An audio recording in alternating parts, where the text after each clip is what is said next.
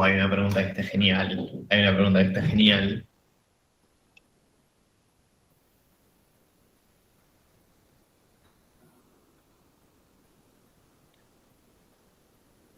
¿Qué tal? Bienvenidos a la parte práctica de hoy. Hoy vamos a tener el agrado de tener a, creo que el último colaborador, ayudante, que no lo presentamos. Presento a Camilo. ¿Qué tal, Camilo? Hola, eh, bueno, yo soy Camilo, soy ingeniero nuclear y no sé si quieres comentar un poco de trabajo, capaz les interesa. Por favor, a mí me encanta cada vez que lo haces.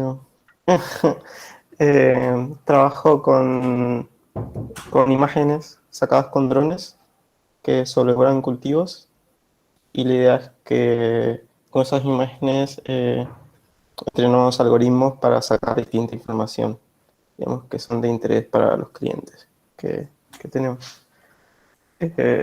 No, bueno, ese es de eso trabajo.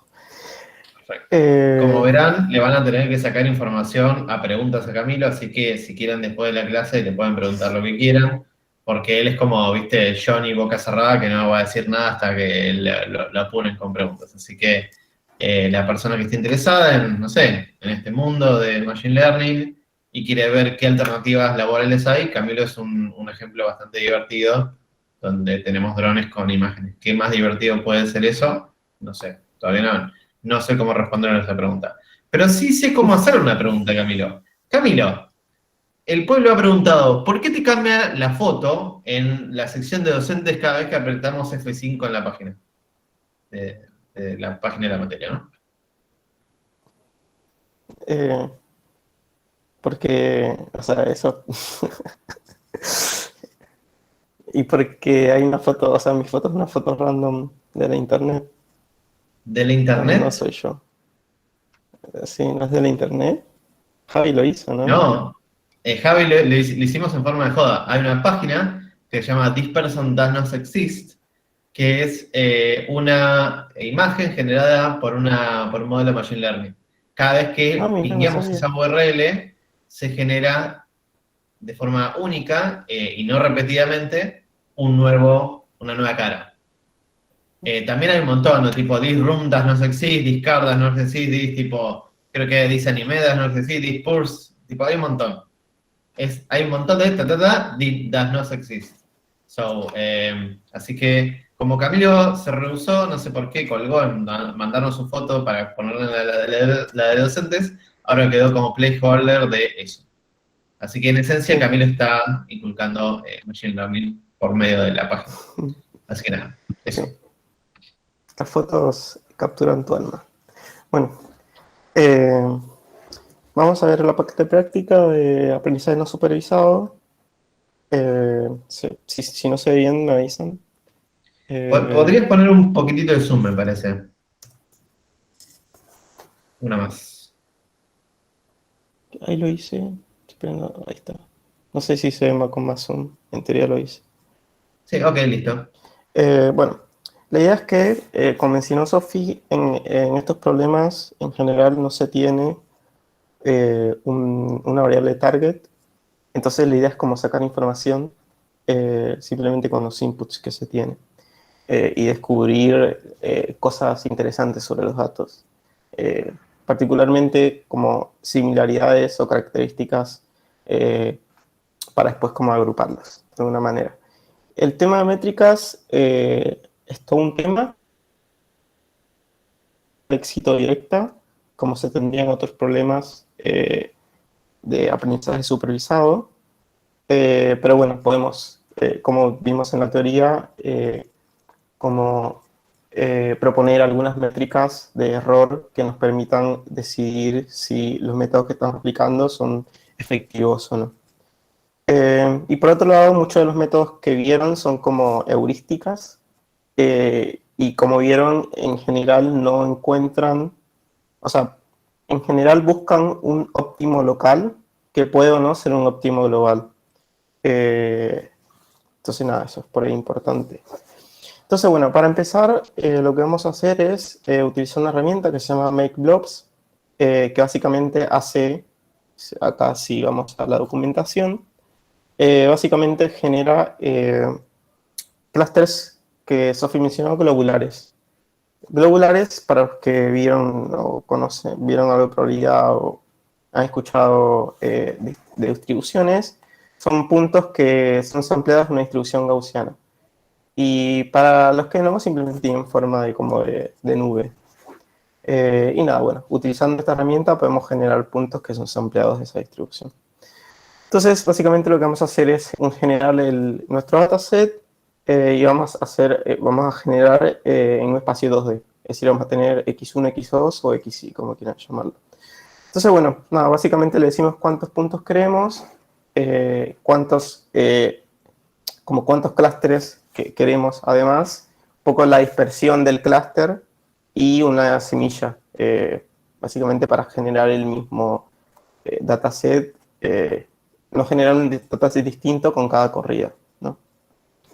Entonces, bueno, se generaron estos 4 clústeres y la idea es que ahora vamos a aplicarle los métodos que vimos en la teoría para ver qué pasa.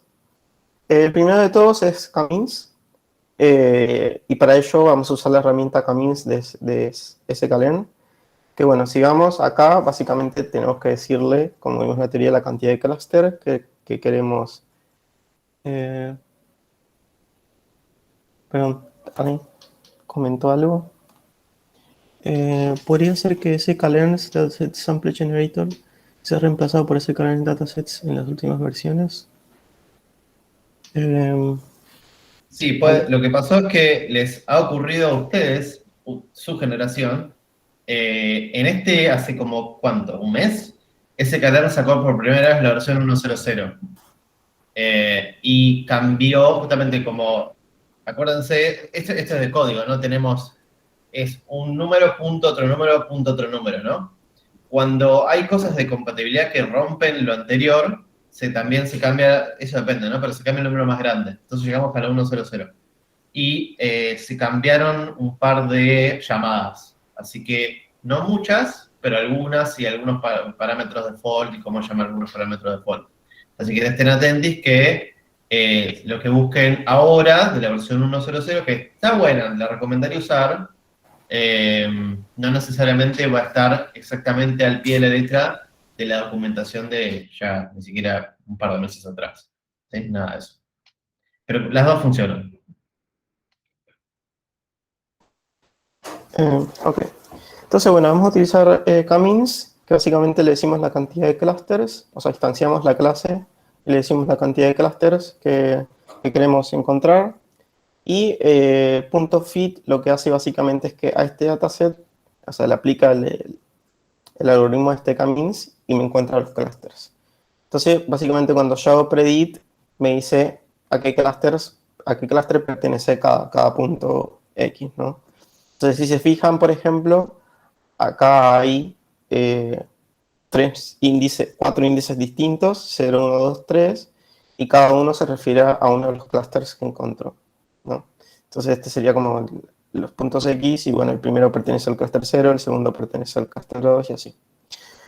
Entonces, no, si hacemos un unique de todos los no sería label, sería como el predict del k-means, básicamente nos da como la cantidad de clúster que tenemos, que es 4. También podemos pedirle los centroides finales, que bueno, como vieron es básicamente el promedio en cada dimensión de los clústeres que encontró. Y bueno, vamos a pedirle eso y bueno, ahora vamos a graficarlo para ver qué nos dio, ¿no? Y básicamente esta es la aplicación del el método k-means de sklearn. Ahora vamos a ver un poco de cómo funciona este algoritmo por ahí escribiéndolo nosotros. Primero que todo, esta función de distortion nos va a servir para después ver cómo va variando la distorsión, que fueron una de las métricas que vieron en la teoría, donde básicamente lo que mide es como la suma de todas las distancias, básicamente. Y bueno, acá esta función básicamente lo que va a hacer es el método k-means. Entonces básicamente yo le paso los puntos datos y la cantidad de clústeres y una semilla. Entonces, lo primero que se hacía era seleccionar puntos random bueno, de mi puntos random. Particularmente lo que se puede hacer, lo que nos hace acá es decir, bueno, podemos elegir puntos random cualquiera dentro del espacio, pero ¿por qué no elegir puntos random que sean pertenecientes a mi dataset? O sea, elijo n clusters puntos random que es de mi dataset. Entonces, para ello lo que hago es una permutación. Tengo todos los puntos, los permuto aleatoriamente y elijo tantos puntos como cantidad de clusters. Y esos son mis centroides iniciales, ¿no? Los que yo tengo como en la primera iteración. Entonces lo que digo es, bueno, tengo los centroides. ¿Qué hacíamos después de tener los centroides? Buscábamos para todos los puntos cuál es el centroide más cercano, ¿no?, al que pertenecen. Y para eso existe esta funcióncita que es de scalar matrix. Básicamente lo que hace es, yo le paso los puntos y le paso los centroides y me devuelve a qué centroide, o sea, cuál es el centroide más cercano para cada punto. Básicamente es lo que yo quería, al final, ¿no? Entonces, una vez que tengo eso, calculo los nuevos centroides, que era el siguiente paso del algoritmo, y así eso lo hago iterativamente, ¿no? Y cuando paramos, básicamente cuando los centroides viejos son iguales a los centroides nuevos. Es que ya no, o sea, ya sigue iterando, pero los centroides no cambian de lugar. Por esto de que ya convergió el algoritmo. Entonces, bueno, básicamente esto es el algoritmo de Cummings. Y entonces graficamos lo que nos da usando esta función que hicimos, y nos da lo mismo que el Cummings de sklearn. Ahora, bueno, podemos pues vamos a ver cómo es que va evolucionando Cummings, ya que tenemos la función esta que nos hace iterativamente el cálculo de centroides, etc. Y para eso, bueno, simplemente la modificamos un poco. Esto es casi lo mismo, pero bueno, lo que hace es que para en una iteración dada. En lugar de hacer un while, haces un for hasta la cantidad de iteraciones y te quedas como con esa foto de Cummings, ¿no? Entonces, bueno, es eso. Y entonces acá podemos, por ejemplo, vemos cómo empieza, ¿no? ¿Qué tenemos acá? Esto acá ya directamente en realidad es como el término de la primera iteración. Es decir, elegí puntos de mi dataset, tantos puntos como clusters quiero. Para cada punto busqué cuál era el centroide más cercano y recalculé el centroide. Esa es la foto que estamos viendo ahora, como el primer pasito de la iteración. Por eso es que no es que el centroide es un punto de mi dataset, porque ya hizo como la iteración esa. Entonces, si seguimos a la siguiente iteración, lo que va a hacer es lo mismo. Va a buscar cuáles son los puntos más cercanos a este nuevo centroide y va a recalcular el centroide nuevo. Y así, bueno, sigue iterando, hasta que llega a lo que vimos, ¿no? Y esto es el algoritmo. Y si se fijan, acá arriba está printeado el distortion, que un poco como lo que está minimizando es un poco esta métrica, si se quiere, donde a medida que vamos aumentando iteraciones, va disminuyendo el distortion hasta que, bueno, ya no cambia. Y un poco como que el óptimo global sería disminuir el distortion, tipo, el menor distortion que uno puede tener para esa cantidad de clusters, pero bueno, puede que eso no pase. Y ahora vamos a verlo en breve. Matriz similaridad.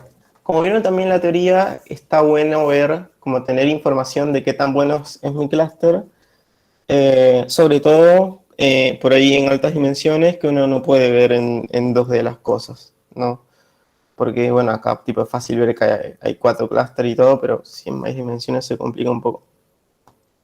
Entonces, nada, vamos, si recuerdan un poco la matriz de similaridad, lo que nos daba es como la ecuación y la separación que hay entre los clústeres. Entonces, básicamente, lo que yo ploteo en realidad es la matriz de distancia, que como dijo Jorge, en general, similaridad es inversamente proporcional a distancia. O sea, similaridad infinita es distancia cero. Entonces, no, lo que hago es estaqueo, o sea, ¿cómo se construye esta matriz de similaridad?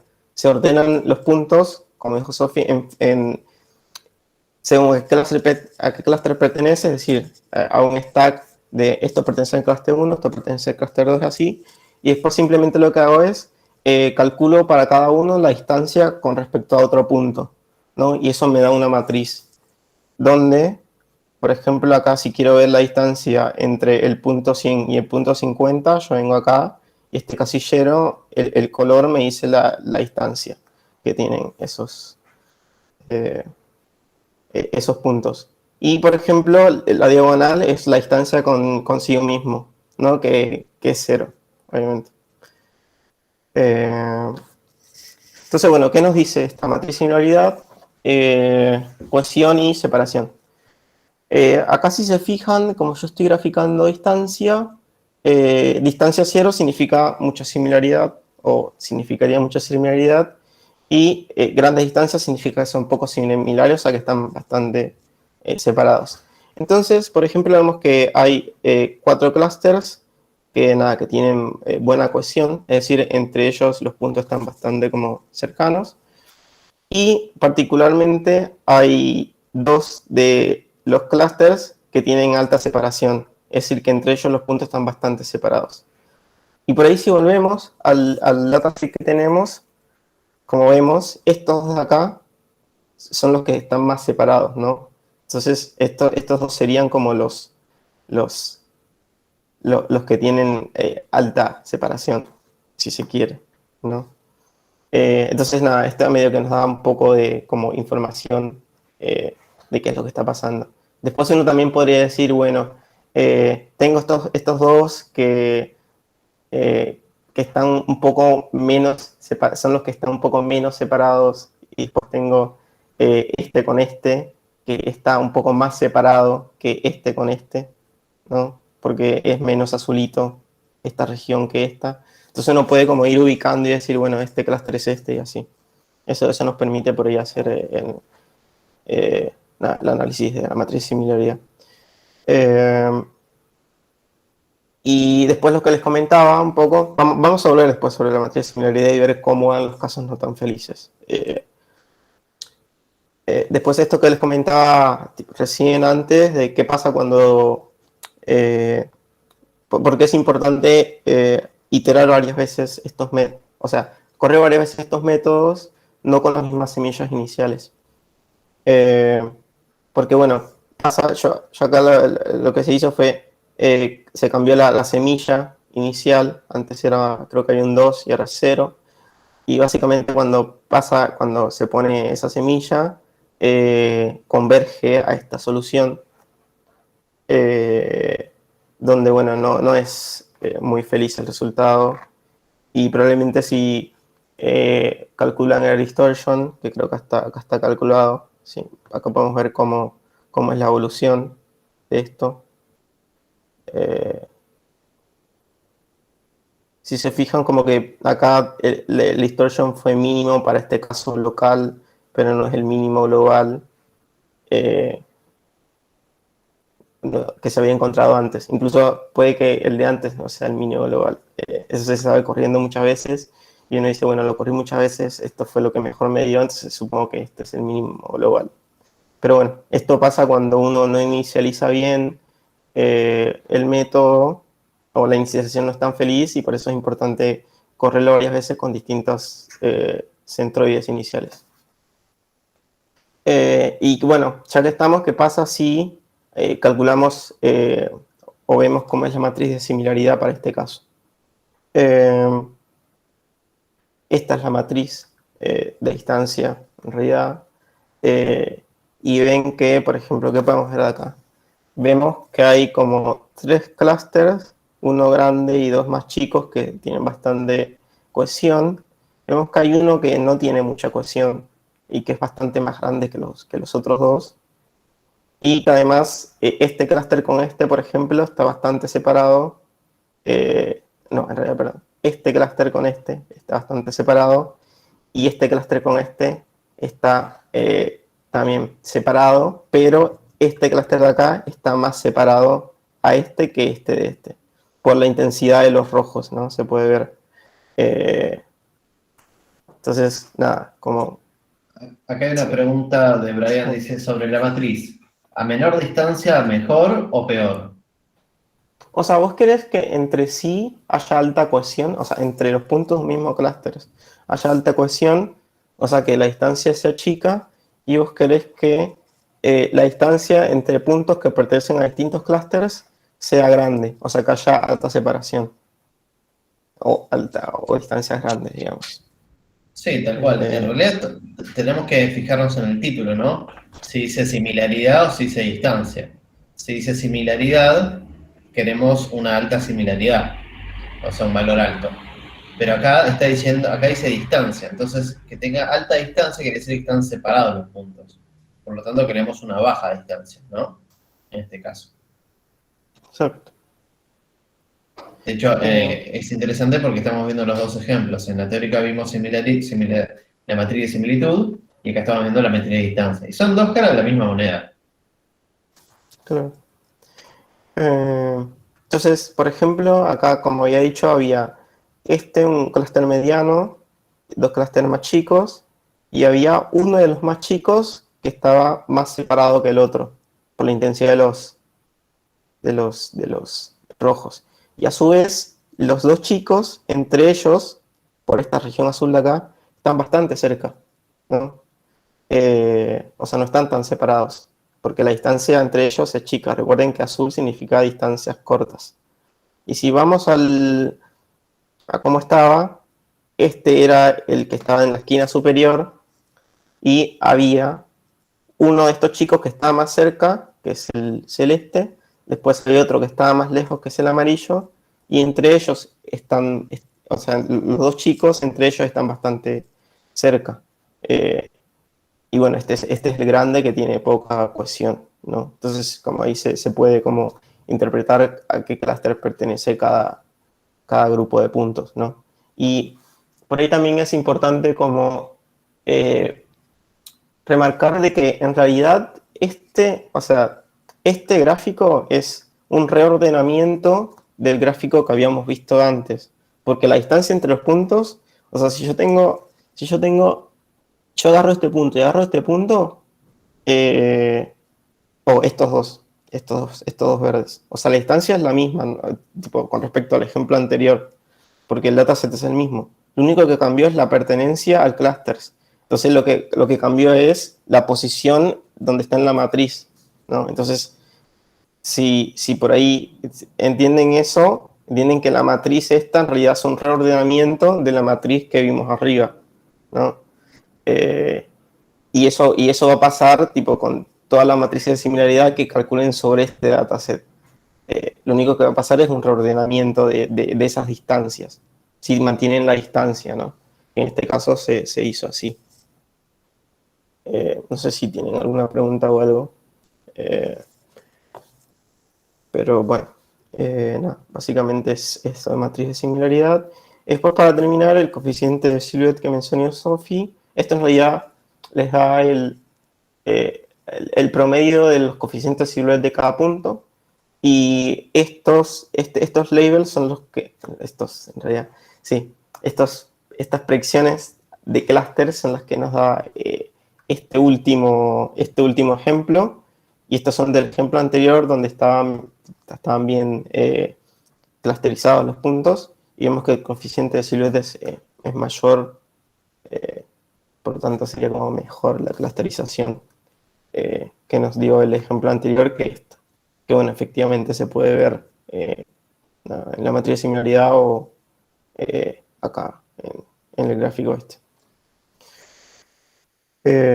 Bueno, no sé si tienen preguntas hasta acá, porque ahora viene el clustering aglomerativo. Un poco vimos que k-means es como o sea, dar k es como lo primero que haces, como no puedes, o sea, puedes aplicar k-means no puedes aplicar k-means sin k, a menos que estés viendo como cuál es el k óptimo y pruebas todos los k, ¿no? Pero es como que tenés que partir de, bueno, cuántos centroides iniciales tengo. Por ahí este clustering aumentativo no, como vieron en la teoría, porque básicamente en lo más arriba tengo todos los puntos unidos en un clúster muy grande y en lo más abajo tengo tantos clústeres como cantidad de puntos, porque cada punto es un clúster, ¿no? Entonces de antemano no tengo que especificar acá. Si quiero después calcular algo, no sé, distorsión o algo, ahí sí tengo que explicitar acá porque es como, bueno, como qué distorsión de qué estoy calculando. Nos permite obtener el dendrograma, este que vimos, que nada, representación jerárquica de los resultados. Y básicamente este es un método bottom-up, porque básicamente como vas aglomerando, vas empezando desde abajo, básicamente donde cada punto es un clúster y vas uniendo. Un poco hay que, como vieron, hay distintas métricas de linkeo, porque si bien nosotros definimos la distancia entre dos puntos, ¿no? Tipo por ejemplo euclidiana, ¿qué pasa cuando en realidad haya distancia entre dos clústeres? Y como vieron, habían cuatro, o sea, proponían cuatro, que bueno, ahora vamos a ver. Pero bueno, para aplicar el método este vamos a usar agglomerative clustering de scikit-learn. Y bueno, básicamente acá nos pide el número de clusters porque a partir de esto podemos nosotros calcular, como les conté, como métricas, como error, etcétera, y para eso necesito hacer un corte. Pero en realidad, en teoría, uno necesitaría número de clusters para obtener el dendrograma y todo eso. Lo que le quería mostrar de todo esto es esto acá, que es importante, lo que mencionó Sofía, el linkeo, donde, bueno, tendríamos como máximo mínimo, que también había dicho Sofía que se llama completo single, teníamos average, y este se llama ward, que es el que Sofía dijo del centroide. Donde dice mínimo, bueno, esto no importa, pero eh, esto pasa cuando uno calcula utiliza como linkeo la distancia entre los centroides, minimiza la varianza de los clústeres.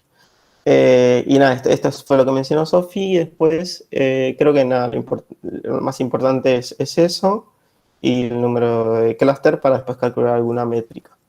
Entonces, bueno, básicamente lo que hacemos es nos instanciamos con la cantidad de clústeres que queremos y hacemos un fit a nuestro dataset para que ya nos diga a qué clúster pertenece cada punto. Entonces, bueno, acá nos dio ya lo que ellos le llaman labels, que son a qué clúster pertenece. Como vemos de nuevo, no sé si es un unique, no es un unique, pero bueno, acá de nuevo hay 4, 0, 1, 2, 3, entonces que hay 4 clústeres. Bueno, porque en realidad nosotros dijimos que haya 4, ¿no? Pero bueno, si graficamos los clústeres que nos dan así. Recuerden que bueno, acá no tenemos, si nosotros quisiéramos calcular los centroides se calcularían, pero bueno, acá no es como no nos da así de una. Y la idea es que, bueno, veamos como qué pasa en cada una de las iteraciones. Acá vamos a empezar desde la iteración 20. En realidad tendría que empezar como que cada punto son clústeres, pero bueno, no se empieza de ahí, se empieza ya desde como 20 y vamos a ir uniendo a partir de eso. Entonces, en cada iteración, si recuerdan, lo que va pasando es que uno de estos dos grupos, o sea, en realidad dos de esos grupos, dos de esos clústeres se unen y forman uno. Y así. Después, en la siguiente iteración, dos de esos clústeres se unen según la métrica de linkeo que elegimos, ¿no? Entonces, bueno, no se va a ver muy bien porque cambia de color, pero en realidad lo que cambia acá es que en la primera es que estos dos se unen, si no mal recuerdo. El resto sigue igual. Y bueno, estos cambian de color, no sé por qué. Y después así, en el siguiente, tipo estos dos se unen y el resto sigue igual. Y así hasta que, bueno, tenemos solo un clúster. Después acá tenemos tres y así. Y acá, bueno, los cuatro que teníamos antes. Está bueno si quieren jugar con esto y ver cómo evoluciona. Eh, pero bueno, como mencionamos, este método nos permite obtener un ordenamiento jerárquico, que lo habíamos llamado dendrograma. Eh, y la idea es que podemos ver cómo es que se unen eh, los distintos clústeres a medida que uno va aglomerando. Esto es un código sacado de scikit-learn, ejemplo, donde bueno, acá se puede plotear el dendrograma, no importa mucho. Eh, pero no, básicamente es este parecido al que nos mostró Sofi en la teoría, donde bueno, básicamente acá, por ejemplo, los primeros clústeres que se unen creo que son estos, eh, y así se van uniendo, después se van uniendo, entonces uno llega y corta, por ejemplo, yo quiero, eh, no sé, quiero cuatro clústeres, entonces corto acá y digo, bueno, tenga uno, dos, tres, cuatro clústeres. Si quiero más, bueno, corto en otro lugar, pero ya sé como qué puntos pertenecen a todo el resto de abajo, pertenece a ese clúster, ¿no? Y bueno, y hasta ahora vimos todos datos que son globulares, es decir, que son como una nubecita. ¿Qué pasa cuando tenemos datos que no son globulares?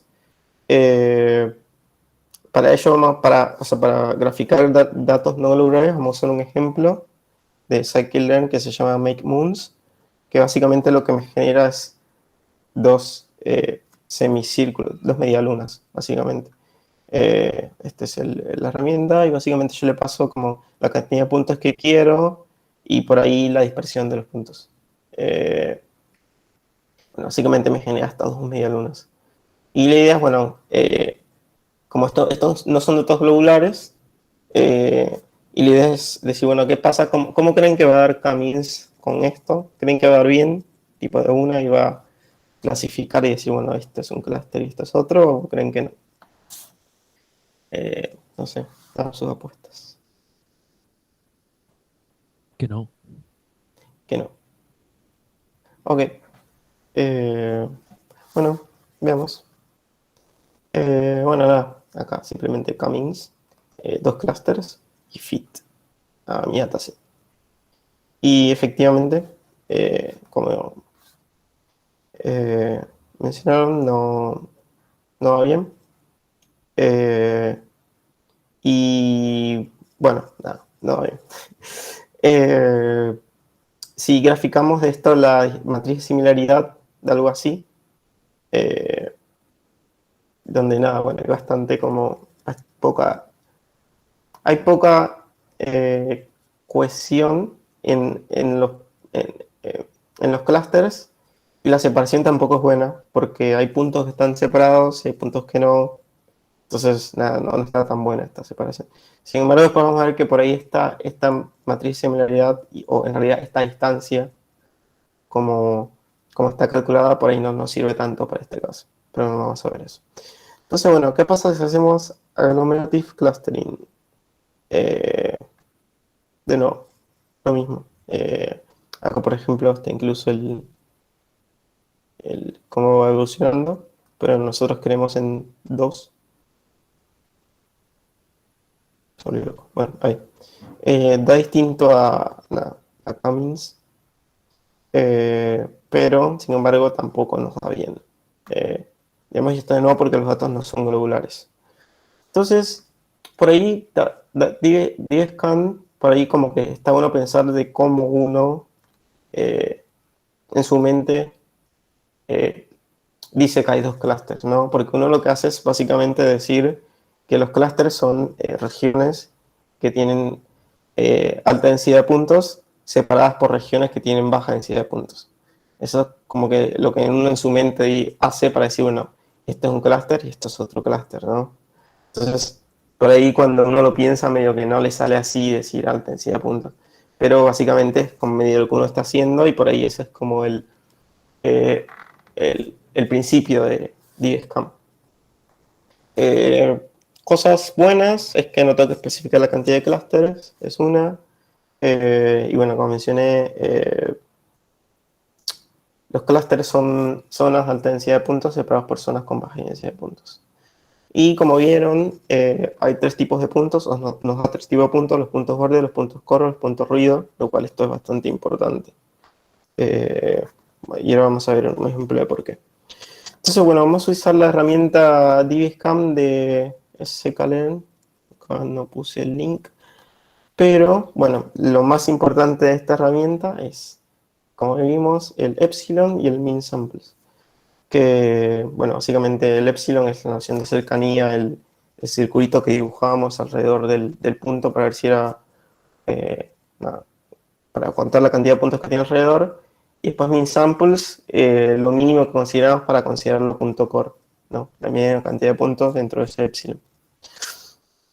Entonces, bueno, básicamente, de nuevo, instanciamos la clase con los parámetros epsilon y min sample y hacemos un fit de nuestro dataset.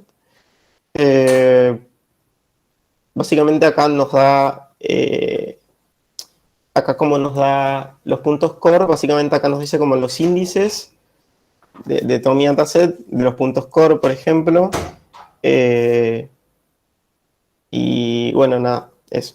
Y después, por ejemplo, puedo tener como lo que yo había visto, lo que habíamos visto antes, como labels, ¿no? Que básicamente es como a qué clúster pertenece.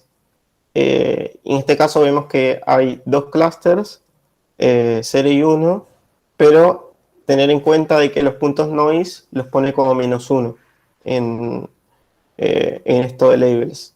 Entonces, por eso acá cuando se cuenta la cantidad de clusters, si hay -1, se saca, digamos, de esa cuenta de cuántos clusters hay. Entonces, nada, hay dos clusters, básicamente. Y bueno, y la cantidad de ruido, o sea, la cantidad de puntos ruido es la cantidad de -1 que hay acá en este labels, ¿no? Entonces, bueno, básicamente acá lo que se hace ahora es graficar esto. Los puntos core son los puntos que están más gorditos y eh, los puntos border son los puntos que están como más pequeños. Eh, y nada, está bueno porque bueno, nos permite trabajar con datos que no son globulares. Pero bueno, está el tema de elegir bien por ahí el epsilon y el min sample, que no es tampoco tan trivial, como que hay que conocer el problema. Porque, por ejemplo, si ahora cambiamos como la noción de cercanía, cambiando el epsilon, bueno, acá se hace lo mismo, pero cambiando el epsilon, digamos. Básicamente de nuevo tengo, o sea, tengo de nuevo dos clústeres, pero veamos que queda distinto. Si se fijan, es parecido al anterior, hay un par más de puntos border, y acá, no sé mucho, pero este es un punto de otro color negro, y es porque es un punto noise. O sea, este punto acá lo clasifica como ruido. Y es porque, bueno, bajamos esta noción de cercanía. Entonces pasa todo lo que dijeron que pasa cuando baja la función, cuando baja la noción de cercanía. Y como les comenté, ese punto noise aparece como un -1 cuando hacen los labels. Entonces a tener en cuenta cuando, no sé, si lo usan. Entonces, distancia, matriz de distancia para este caso en que dio bien, digamos. Como mencionamos antes, en realidad está un reordenamiento de la matriz que teníamos arriba, y por ahí esta distancia no está tan buena para ver la similaridad entre clústeres, porque, o sea, este punto es más cercano a este punto que a este punto. Sin embargo, estos dos mismos clústeres, y estos pertenecen a clústeres distintos, y les va a dar que la distancia, o sea, es menor porque la distancia es menor. Sin embargo, pertenecen a distintos clústeres, ¿no? Entonces, por ahí, esta distancia no está tan bueno para este caso, y por eso por ahí me pasé. Y por eso por ahí la matriz de similaridad nos da como que hay dos clústeres que están bastante, no están tan cohesivos, se dice. Sí, cohesivos. Ok. Entonces, nada, es comentar de que todo un tema de las métricas y que no siempre la métrica euclidiana en este caso va a ser útil para cuando quieran ver distancia de algo, similaridad de algo. Eh, y bueno, acá simplemente lo que se hace es ahora se aumenta min samples a 13, por ejemplo. Y lo que pasa es que ahora como que requerís con la misma epsilon, requerís como más puntos para que sea punto core. Entonces por eso es como que es más exquisito eligiendo puntos core de alguna manera. Y como los puntos core están más separados entre sí, va a haber más clusters. Entonces pasa eso, digamos. Entonces, como es bastante también sensible a por ahí a min samples eh, y a epsilon, ¿no? Y nada, la idea es probar dependiendo del el problema que estén y ver qué les sirve y si da algo coherente. Eh, y por ahí también teniendo en cuenta que no siempre la distancia que uno elige es la distancia que nos representa lo que nosotros queremos ver. En este caso es similaridad entre clústeres. Bueno, por ahí mencionar algo de robustez respecto a outliers, ¿no? Respecto a estos puntos que por ahí están muy alejados de, de los puntos de mi dataset y que pueden ser ruido.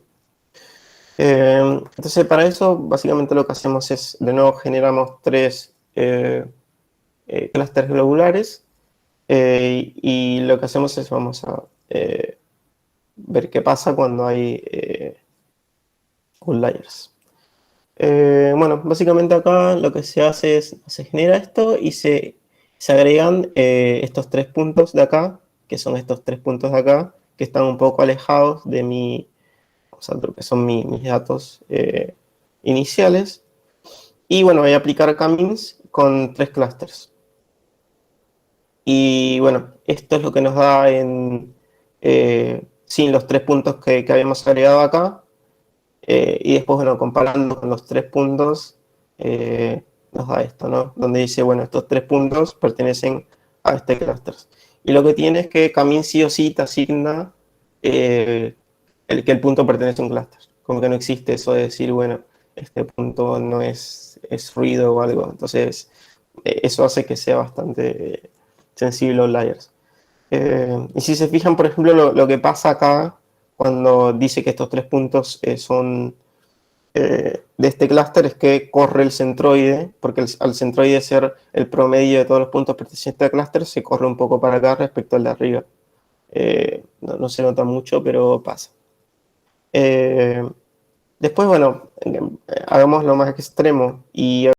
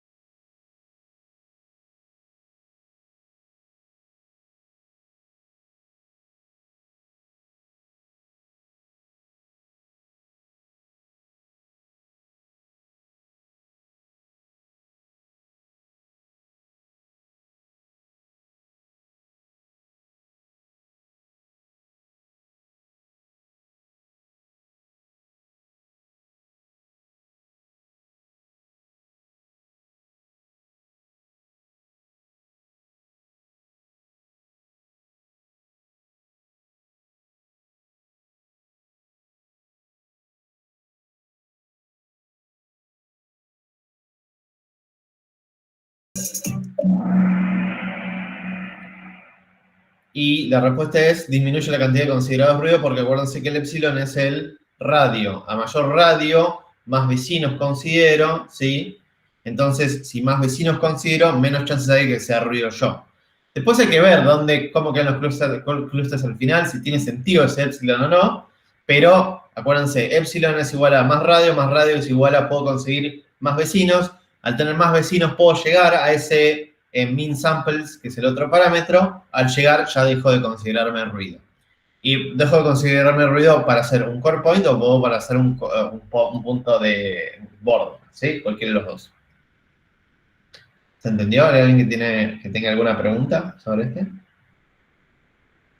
Este estuvo bueno, ¿no? No sé. Bien, vamos a ver. Tío Beto cayó. Ah, bueno, no tanto. Messi está ahí. Tratando de... Tráeme la copa, Messi. Bien. Otro quiz. En DevScan, aumentar min samples en general resultará en disminuir la cantidad de clústeres encontrados o disminuir la cantidad de puntos considerados ruido.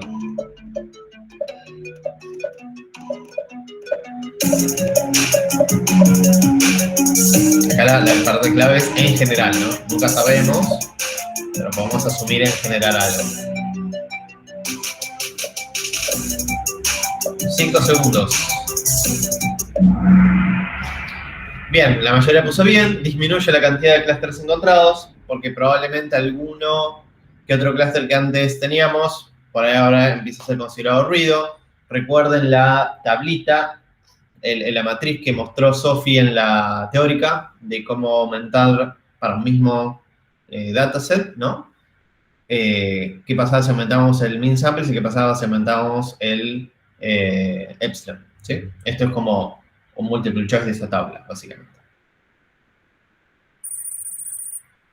Messi sigue en pie. Ok. La hamburguesita vuelve. ¿Verdadero o falso? DevScan funciona bien con clústeres globulares.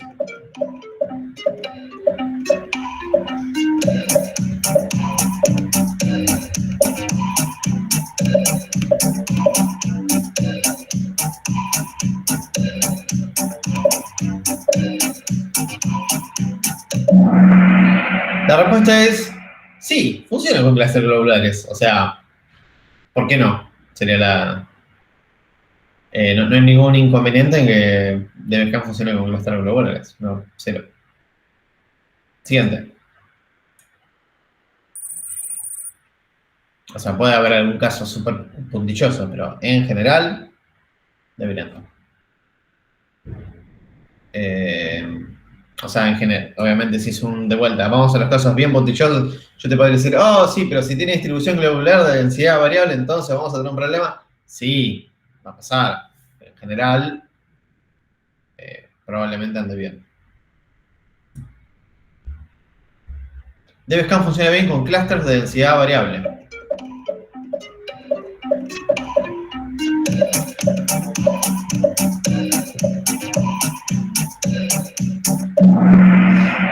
Acá, sí, este es más... pues por el día de la respuesta, ¿no? Sí, tal cual, Juan Cruz. Pero está bueno explicar, ¿no? Si tuviésemos clústeres globulares de densidad variable, como justo una intersección ahí, DevScan teóricamente no necesariamente funciona bien, a veces según qué tanta densidad distinta haya, ¿no? Pero en parámetros generales, si tenemos clústeres globulares del estilo de misma densidad, va a andar perfecto.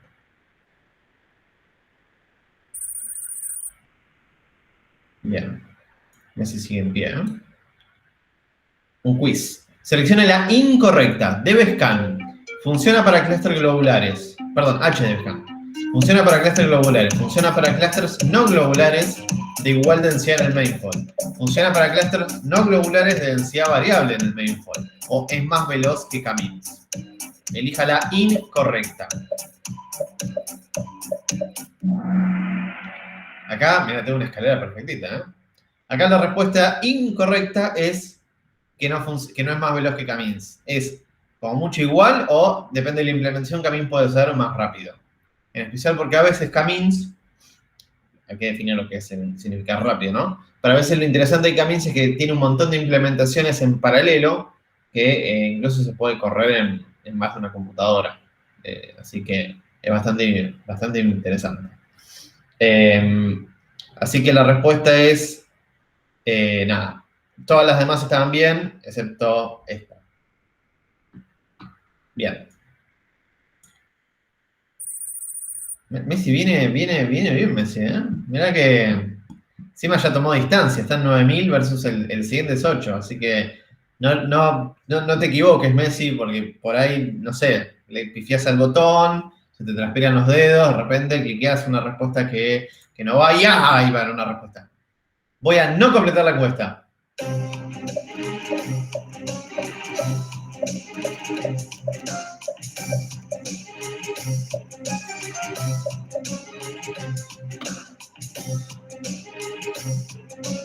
No puede ser que alguien esté pensando. Para mí ya el tercer, el último... Dale, ¿en serio? Tenemos un opositor. Te voy a buscar. Bueno, de hecho, vamos a ya aprovechar y poner el... Al que sé que puso verdadero, voy a buscarlo y le voy a cortar internet. Bueno, listo. Vamos a ver el podio de ganadores. Acuérdense, mientras tanto, de ir completando la encuesta que dejé en el chat. Tercer lugar, Prime. Wow, me confundió. Segundo lugar, Tío Beto. Muy bien, Tío Beto. Y acá seguro Messi, ¿no? Sí, como ya... No sé, por ahí el 1 era Messi que quería perder a propósito, no sé, cosas raras. Así que muy bien, muy peleado Tío Beto, ¿eh? Mirá que el último retomó un poquito. Así que nada, muy bien, felicitaciones a los ganadores, o ganadores porque Prime no tengo idea qué es. Tío Beto, no sé, por eso es un tío o no sé, anda a saber. Bueno, con eso terminamos la clase de hoy. ¿Alguna duda que quieran comentar antes de terminar de grabar de esta clase?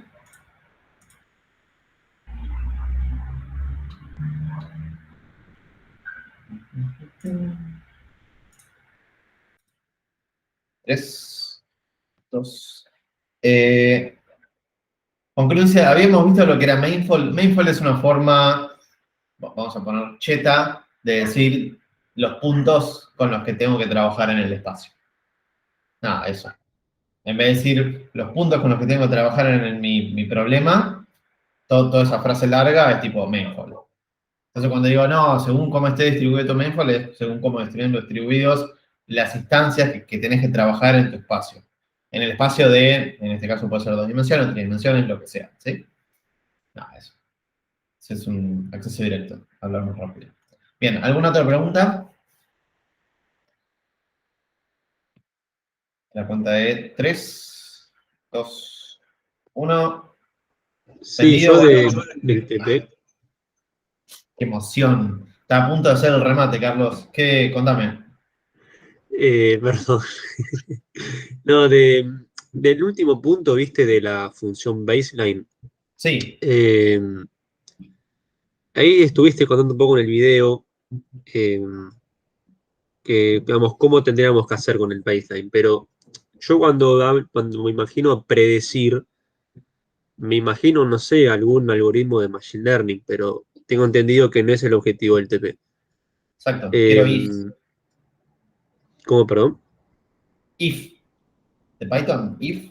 O sea, hacer un if por cada feature, digamos, por cada No, columna y ver qué pasa. quiero que vos, a partir de las conclusiones, si tenés 2 features, 3 features que se relacionan, o un solo feature, o lo que sea que descubras en tu análisis, digas, Sí. Entonces si pasa esto, esto y esto, entonces llueve, o entonces no llueve, ¿sí? Como dije Perfecto. anteriormente en el enunciado, era ver qué variables afectaban a la variable target, qué variables o variables en conjunto afectaban a la variable target. Entonces vos, a partir de esas conclusiones, podría decirse, no sé, si yo veo, te voy a dar un ejemplo bastante burdo, si yo veo a mi vecino salir temprano y se agarra la rodilla, entonces sé que va a llover, ¿sí? Entonces puedo hacer if, veo al vecino temprano agarrándose la rodilla, entonces return sí. Y si no lo veo agarrar la Perfecto. rodilla, no sé. Pero si veo de repente un pájaro volar por arriba, Así que no va a llover. Entonces pongo, si veo pájaro volver arriba, entonces no va a llover. Y así. Y puede ser una, Perfecto, dos, tres excelente. variables, las que sean, sin combinación. Lo que sí tiene que ser bastante trivial. Los if no tienen que ser súper súper complejos, porque justamente es un baseline bastante inicial que se tiene que justificar sobre el análisis que se han hecho anteriormente, ¿sí? De hecho, Perfecto. básicamente lo que queremos es que por cada lógica del baseline esté justificada por una conclusión anterior, ¿sí? Como dije recién en un ejemplo bastante fuera del Ok, TP para no decir nada. ¿Ok? perfecto, ahora entendí, gracias. Listo, genial. ¿Alguna otra duda? 3. Ahora sí, voy a rematar la verdad, ¿eh? 3, 2, 1. Listo, cortamos.